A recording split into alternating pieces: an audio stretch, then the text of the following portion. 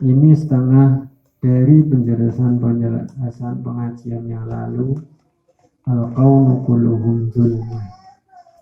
Terus tidak ada sesuatu yang menghijabi atau mengaling-alingi Allah, sebab segala sesuatu itu wujudnya karena Allah atau karena diwujudkan Tuhan.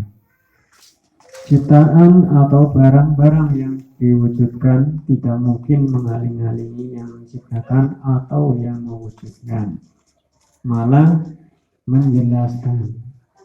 Seperti halnya seorang penjahit celana misalnya, apa yang dijahit atau keadaan menjahitnya itu tidak mungkin menutupi si penjahit, tapi malah menjelaskan atau lebih memperkenalkan si penjahit itu fakta bahwa dia adalah penjahit.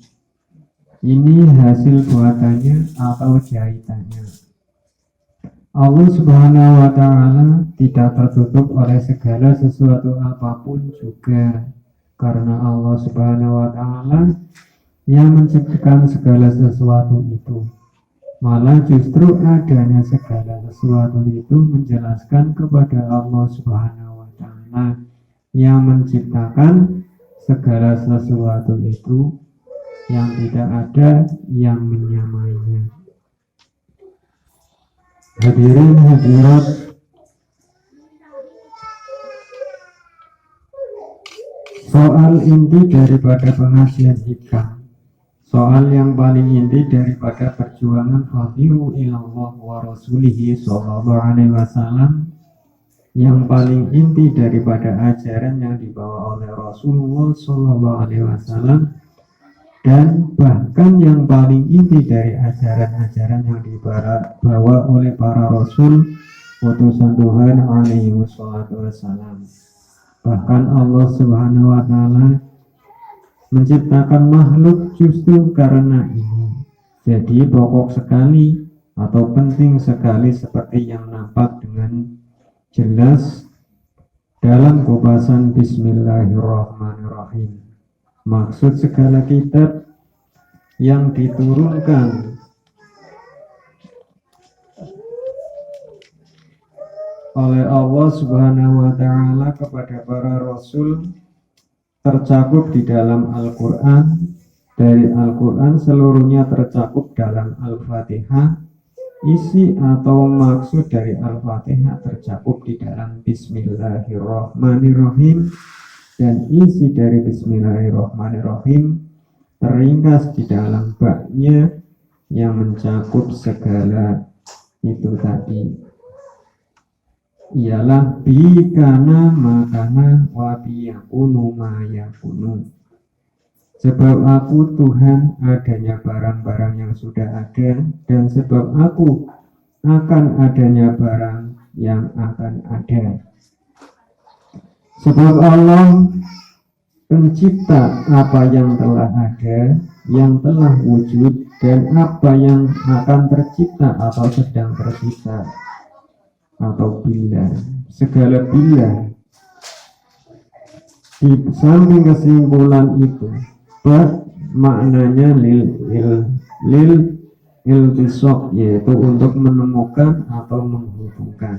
Jadi Allah Subhanahu wa ta'ala menurunkan kitab-kitab atau mengutus para utusan para rasul, menciptakan segala makhluk. Ya Allah akan mengadakan hubungan dengan hambanya atau hambanya supaya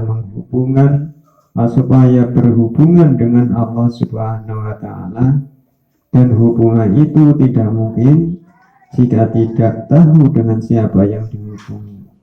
Seperti halnya mengabdikan diri kepada siapa, itu kalau tidak tahu tidak bisa jadi mengabdikan diri.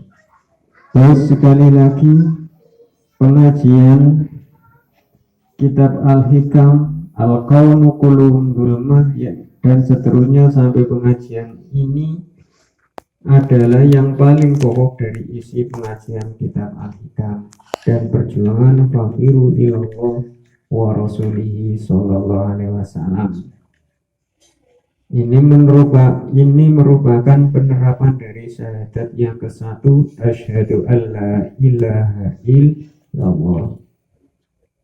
Terus tidak mungkin Allah Subhanahu wa Ta'ala ditabiri oleh apapun juga. Segala makhluk secara langsung diketahui oleh Allah Subhanahu wa Ta'ala, dan mestinya segala makhluk secara langsung seperti nanti penjelasan di belakang. Segala makhluk tahu kepada Allah Subhanahu wa Ta'ala, si pencipta, karena Allah Subhanahu wa Ta'ala menciptakan segala makhluk secara langsung, tidak dipakai perantara. Sekalipun ada perantara, tapi perantara yang sama sekali tidak mempengaruhi, tidak menjadi sebab. Oleh karena kalau perantara itu mempengaruhi, berarti perantara mempunyai kudrat atau mempunyai kekuasaan atau kemampuan. Padahal hanya Allah yang mempunyai sifat kudrat atau kemampuan. Kalau begitu, jelas bahwa sebab atau perantara itu tidak mempengaruhi atau tidak menaksiri sama sekali. Karena itu otomatis secara langsung segala makhluk ditangani oleh Allah Subhanahu wa Ta'ala, karena secara langsung ditangani Allah Subhanahu wa Ta'ala, otomatis semua makhluk tahu kepada Allah Subhanahu wa Ta'ala, terutama Allah Subhanahu wa Ta'ala tahu kepada semua makhluk. Kaifa yutasawwaru ayyahjubahu syai'un. Malah justru Allah menciptakan makhluk itu justru makin jelas bahwa Allah adalah pencipta alam, pencipta makhluk ciptaannya.